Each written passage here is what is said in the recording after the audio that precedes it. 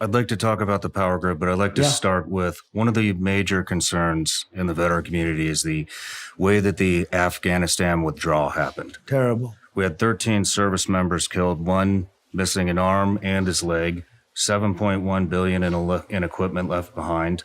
Allies in Afghanistan have been abandoned, people that Yep, we fought alongside with for 20 years. We left the intelligence at our bases that depict where they live, biometrics, everything. Taliban's hunting them down, killing them, that's raping right. their wives, raping their kids.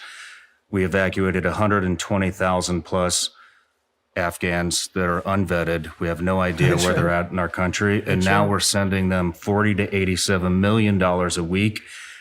It's so bad that I did an interview with Ahmad Massoud. He's the leader of the Afghan resistance. Right. We wanted to get in front of Congress to warn us about the oncoming threat that we're facing because we're funding the Taliban. Yep. We had made a petition. It now has almost 300,000 signatures. We got it to Representative McCall. He's done nothing, not one thing. Why do you think Congress doesn't want to see Massoud? Well, I'm surprised when you say Macaulay's a good man. But I was so against that whole thing. Just so you know, I wanted to get out, but I wanted to get out with dignity and strength. I spoke to the head of the Taliban on numerous occasions because they were killing our soldiers. They were snipers, and they were killing our soldiers during Obama and a little bit during me at the beginning. And I heard about it. And I said, get the head of the Taliban. And the press went crazy when they heard I was speaking to him on a telephone. And I told him in a pretty tough way, but nice enough, don't do it. Abdul, his name is Abdul. He's still there. He's still the head. And I said, don't do it. And he understood that. And in 18 months, not one person was killed. You know that during my time. Yes. Nobody would have been killed. Then we had a rigged election, and they took over, and it started. It started in a lot of places. Russia started to form along the border. Would have never happened if I was president.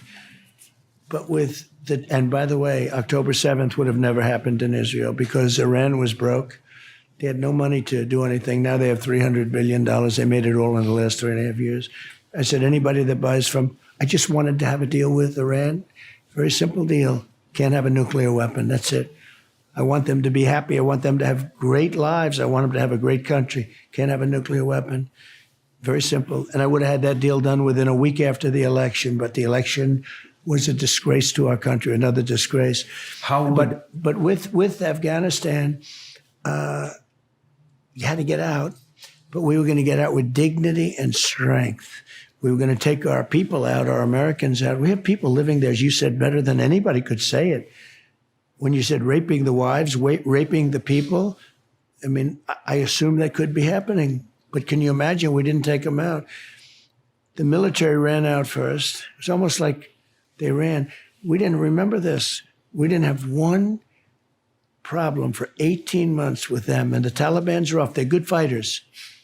They're ancient fighters in a way, their equipment and everything else, but they're good, very good fighters. But we had no problems. And then when this happened and when I was out, they heard that the military was gone. And I could just imagine somebody coming back and saying, Abdul, the Americans have left. The soldiers are gone. He probably said, you fool. Don't ever tell me that nobody could be so stupid.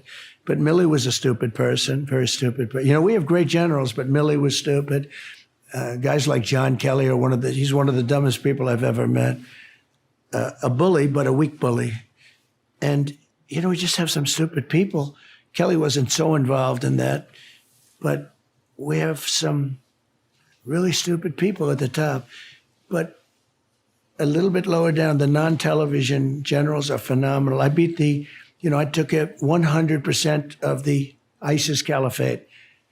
I took out ISIS. I do. It was supposed to take 5 years. I did it in 3 weeks. And we have great generals and we have great military, and they're not woke, Shawn. The people that are woke are the top people. They should all get out.